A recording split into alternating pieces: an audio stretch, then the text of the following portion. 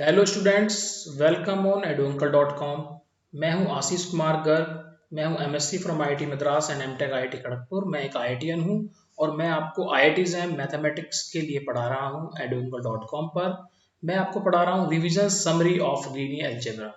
जैसा कि previous 4 video में मैंने आपको revision summary of linear algebra के पार्ट 1, पार्ट 2, पार्ट 3, पार्ट 4 दिए हैं। आप इन सारे पार्ट करने के बाद इस पार्ट 5 को देखिए। इस पार्ट 5 में आज हम कवर करने वाले हैं linear transformations, range and null space and rank nullity theorems with some important questions. तो हम अब डिफाइन करते हैं कि लीनियर ट्रांसफॉर्मेशन क्या होता है। तो जैसा कि आपको पता है कि let us consider V and U are two vector space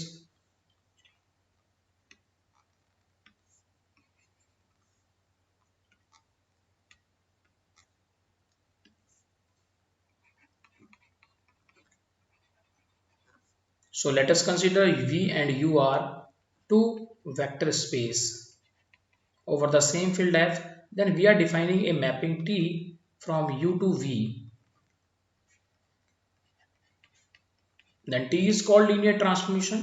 T is linear transformation if number 1 T of alpha plus beta is equal to T alpha plus T beta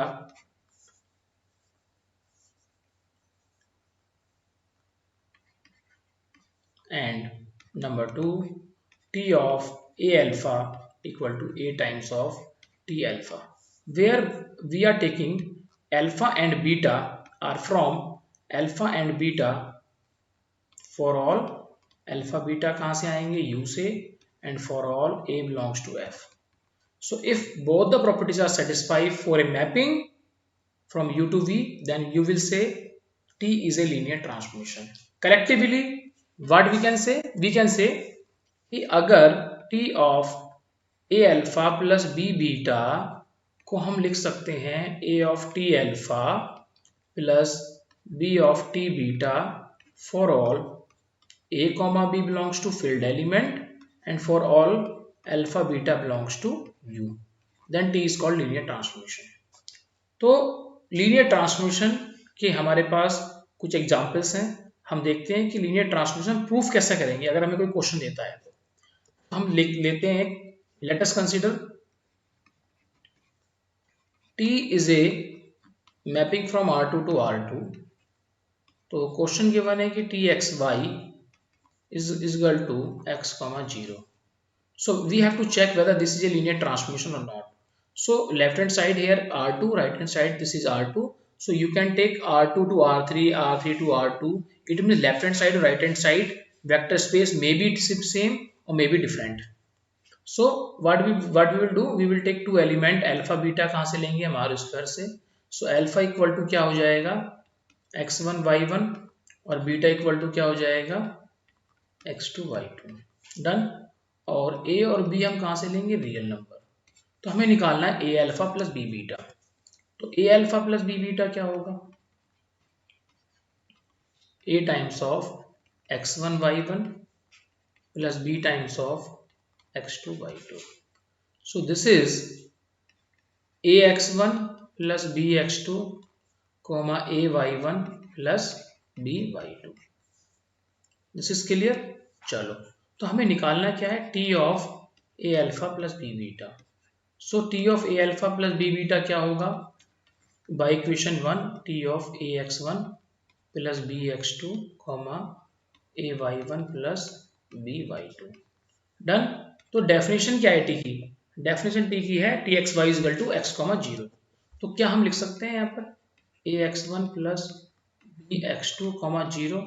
हमें प्रूफ करना है t of a alpha plus b beta equal to t a times of t alpha plus b times of t beta है क्या नहीं।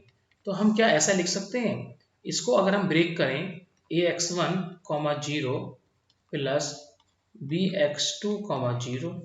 Done.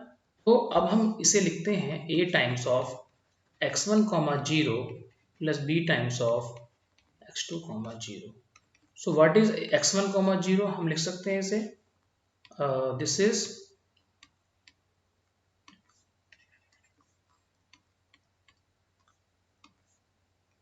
t of x1 comma y1 plus b of t of x2 comma y2. So it means this is a times of t alpha plus b times of t beta for all a comma b belongs to f मतलब r and for all alpha beta belongs to r square. It means it implies t is a linear transformation. तो हमें पता लग गया कि हम कैसे proof करेंगे कि t एक लीनियर ट्रांसफॉर्मेशन होगा। आगे क्या करते हैं हम? आगे हमारे पास हमें ये देखना है कि t की रेंज स्पेस क्या होगी और नल स्पेस क्या होगी। ठीक है, तो मुझे एक चीज बताइए आप कि t एक फंक्शन है, t एक फंक्शन है uf से vf में। तो function from a vector space to vector space, function तो है ही एक। अगर कोई एक फंक्शन है या कोई एक मैपिंग है तो उसका रेंज क्या होता है?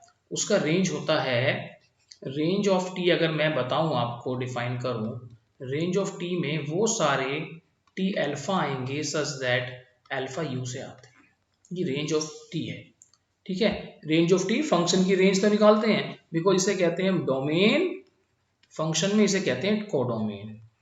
और जो एलिमेंट यू के मैप होके वी में पहुंचते हैं, जो वी के एलिमेंट आते हैं, उसे कहते हैं हम रेंज। तो ये एलिमेंट किसके होंगे? ये होंगे एलिमेंट वी के। तो हमने पहले देखा रेंज ये होती है, तो range is a subset of V. And finally we can check कि रेंज जो सबसेट है, ये subset will become the vector space, subspace. हम ये प्रूफ कर सकते हैं कि range of T is a subspace of V। तो range of T is a subspace of T। तो हमने क्या कहा? रेंज ऑफ T जो सब स्पेस है, हमने इसका एक नया नाम रख दिया, range space. So what is range space? Range space, if T is a linear transformation from U to V over the field F, then range space of T is denoted by RT, and RT is nothing but the all element T alpha such that alpha belongs to U।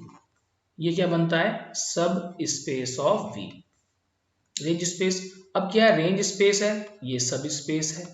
तो जो भी सब space होगा, उस सब space की dimension भी तो होगी। जो इस सब स्पेस की डायमेंशन है रेंज स्पेस की, हमने उस रेंज स्पेस की डायमेंशन को रख दिया rank of T. It means rank of T is nothing but the dimension of range space of T।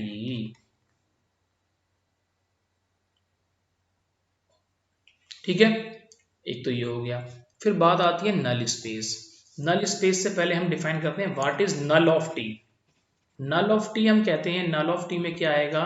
वो सारे एलिमेंट अल्फा के यू में जो एलिमेंट हैं जो जीरो में मैप होते हैं, वो सारे नल में आएंगे। तो नल टी को हमने देखा, ये एलिमेंट यू के हैं, तो ये क्या होगा? ये सबसेट होगा किसका? यू का।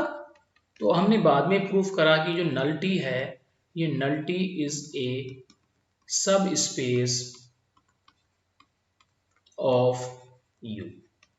तो हमने नल टी का नया नाम रख दिया, null T is nothing but null T is null space of T। So what is null space? Null space contains all the elements of U which map to 0। वो सारे एलिमेंट U के आएंगे जो मैप होके 0 में convert होता है। अच्छा, नल स्पेस भी एक सब स्पेस है, तो सब स्पेस की डायमेंशन होगी। तो नल स्पेस की जो डायमेंशन होती है, dimension of null space of T, that is called, हम इसे क्या देते हैं? इसे कहते हैं नलिटी ऑफ T। तो हमें पता लग गया कि रैंक क्या होती है, नलिटी क्या होती है, और लीनियर ट्रांसफॉर्मेशन क्या होता है। ठीक है, दिस इज क्लियर। अब ऐसा है कि कुछ इंपॉर्टेंट प्रॉपर्टीज हैं हमारी। ठीक है, कुछ इंपॉर्टेंट प्रॉपर्टीज जैसे हम देखते हैं कि T जो 0 है वो 0 में मैप होता है, टी ऑफ माइनस एल्फा होता है वो माइनस ऑफ टी अल्फा होता है, T of alpha minus beta है that is T alpha minus T beta है। ये सारी प्रॉपर्टी हैं, इसके प्रूफ आपने करे होंगे, आप एक बार रिवाइज कर लीजिए इसे। T of summation A I alpha I is equal to 1 to n is nothing but the summation I is equal to 1 to n A I T of alpha I, ये होता है। ठीक है, ओके, चलो ये आपको बात पता लग गई। ठीक है, अब हम बात क्या करते हैं, हम ये बात करते हैं कि अगर टी एक लीनियर ट्रांसमिशन है जो है फाइनाइट डायमेंशनल, हम एक स्टेटमेंट लिखते हैं theorem which is highly useful for JAM. Let T be a linear transmission from a vector space UF into VF and UF is finite dimensional,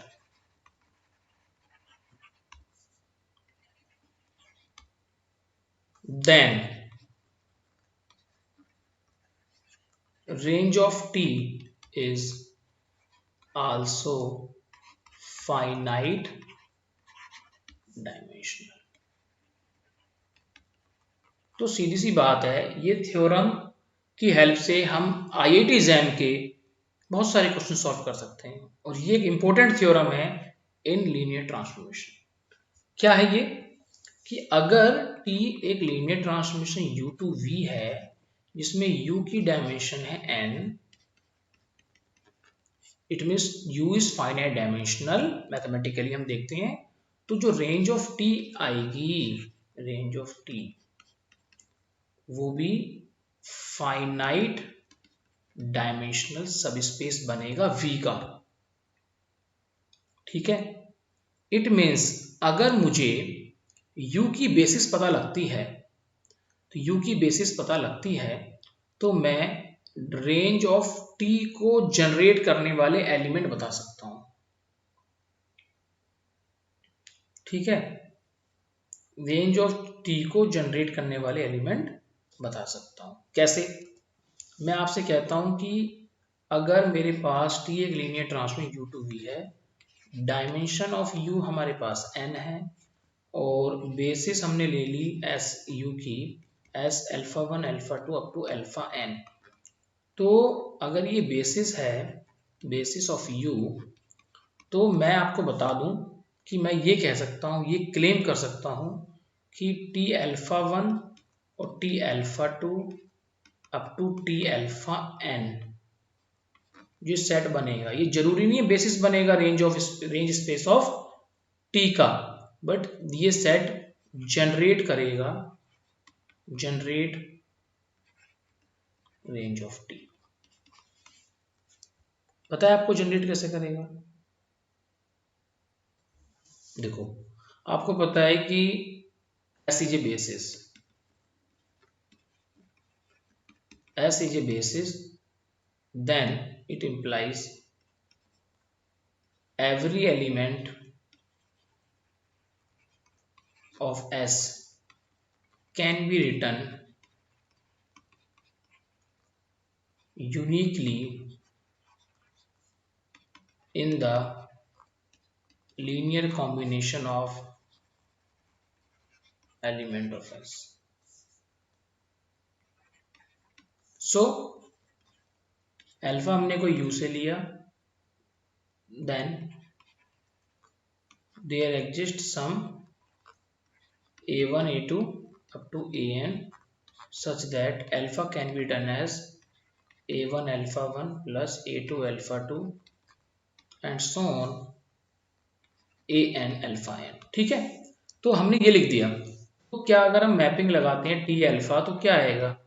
T of summation I is equal to 1 to n AI alpha I, then we can write down summation I is equal to 1 to n AI of T alpha I, that is T alpha। तो T alpha क्या होगा? कुछ एक beta रख सकते हैं हम नाम इसका।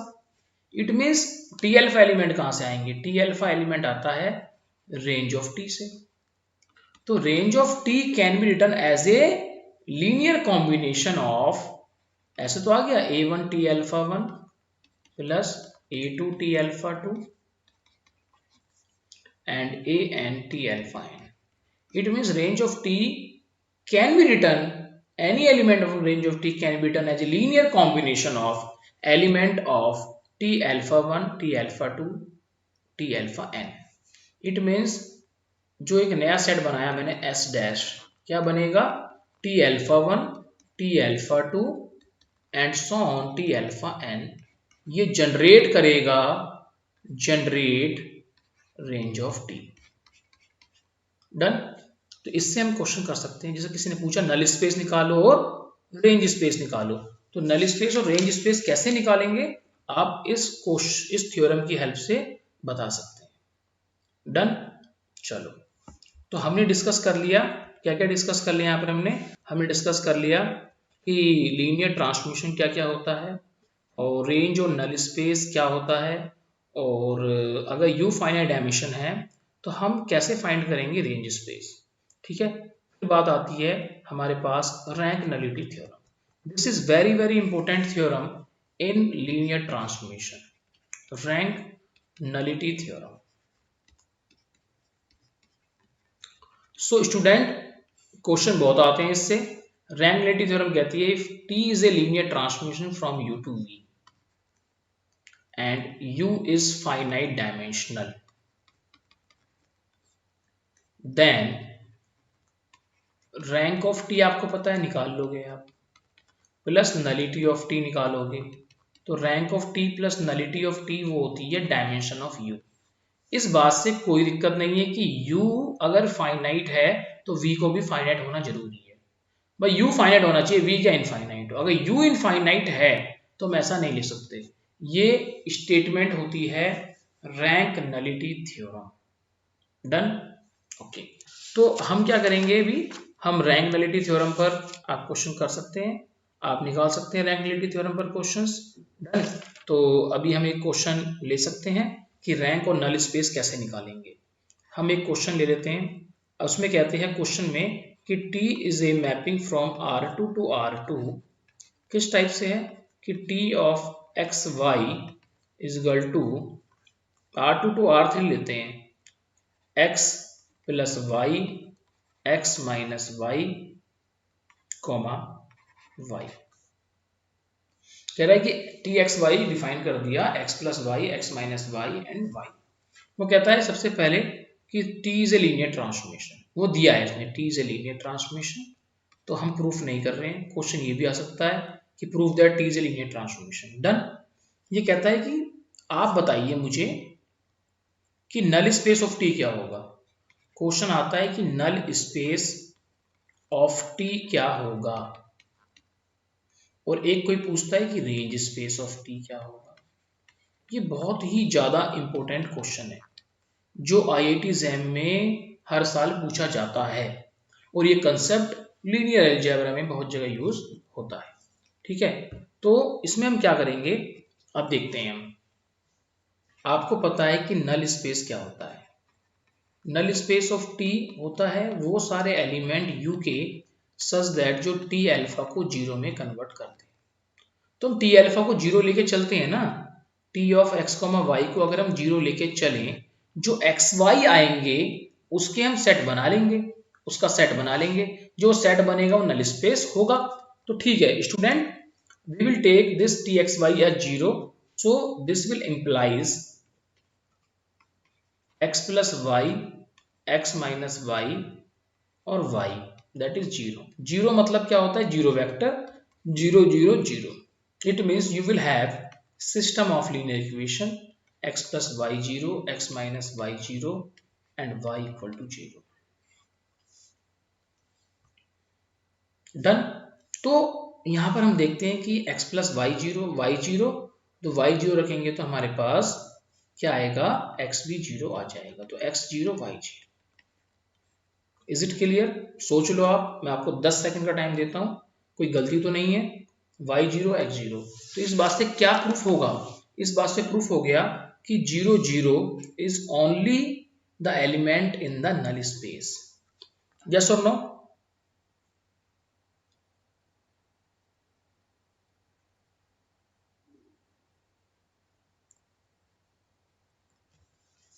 सो नल स्पेस में क्या एलिमेंट आएगा?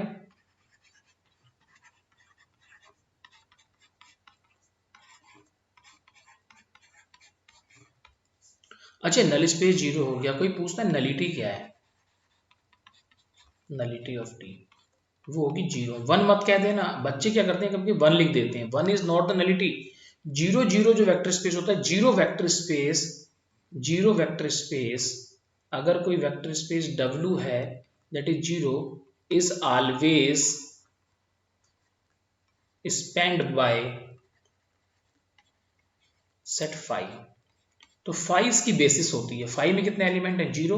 It means zero vector space को जनरेट कौन करता है? फाइव। फाइव बेसिस हो गई, तो dimension of the zero vector space, zero space is called, dimension of zero space is zero. Done, ठीक है। तो ये तो हो गया रेंज स्पेस। तो रेंज स्पेस आपको पता है, कोई पूछता रैंक क्या होगी, तो रेंज स्पेस से आपके पास पता है कि rank of T plus nullity of T होगी 2, because left hand side he finite dimensional vector space है। तो नलिटी तो हमारे पास है जीरो, तो रैंक ऑफ टी आ जाएगी 2 माइनस जीरो 2। बट कोई पूछता है कि मुझे रैंक नहीं चाहिए, मुझे रेंज स्पेस बताओ, रेंज स्पेस क्या बनेगा? तो रेंज स्पेस के लिए हम कैसे करेंगे, मैं आपको बताऊं रेंज स्पेस कैसे निकालेंगे। मैंने अभी जो आपको थ्योरम बताई थी कि T is a linear transformation U to V and U is finite dimension vector space, then जो T alpha 1 T alpha 2 up to T alpha n है, ये जनरेट करेंगे रेंज स्पेस को। तो हम इस क्वेश्चन को कैसे सॉल्व करेंगे? देखो, सबसे पहले अगर हमारे पास U कोई फाइनाइट डायमेंशन है तो U की बेसिस हमें फाइंड करनी होती है। इन जनरल हम स्टैंडर्ड बेसिस लेते हैं जब तक कोई बेसिस गिवन ना हो। तो स्टैंडर्ड बेसिस लेते हैं तो हमारे पास है T is a linear transformation from R2 to R3। So R2 की जो बेसिस होगी B, स्टैंडर्ड बेसिस वो होगी 1,0 एंड 0,1। तो अगर B बेसिस है तो ये कन्वर्ट होके जब T10 T01 जो आएंगे वो जनरेट करेंगे किसे? रेंज स्पेस को। तो T10 एंड T01 निकाल लेते हैं पहले हम। T10 क्या आएंगे? 1 प्लस 0 1 माइनस 0 और ये 0, y आता है x plus Y, X minus Y, Y. 0 plus 1 0 minus 1 और 0, तो क्या आएगा? इसका अगर हम निकालते हैं तो 1 1 0, इसका निकालते हैं तो 1 minus 1 0। It means 1 1 0 comma 1 minus 1 0 generate range space of T.